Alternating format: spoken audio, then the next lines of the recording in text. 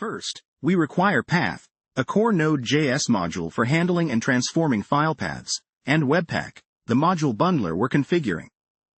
These are fundamental for setting up the Webpack configuration file. We export a function from the configuration file. This function receives two arguments, env, which is for passing environment variables, and argv, which provides Webpack's command line arguments. Inside the function, we declare a constant, isProduction. We assign it a Boolean value checking if argv mode equals production. This will help us toggle between development and production modes. The entry property specifies the entry point for our application. This is where Webpack will start building the bundle. In this case, it points to src index.js. Under output, we provide the file name for our bundle and the directory where our bundled assets will be placed, which is dist.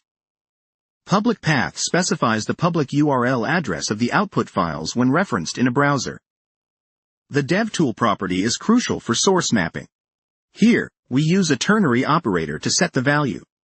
If isProduction is true, we use sourceMap, an option geared towards production. It offers the highest quality source maps, but comes with the trade-off of longer build times. If isProduction is false, indicating we're in development, we use cheap module sourceMap, which builds faster but provides less precise source maps.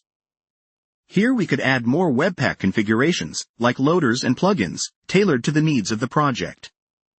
Lastly, we close the function and the configuration object. This setup allows us to use different source maps based on the build environment, optimizing for either development speed or production debugability.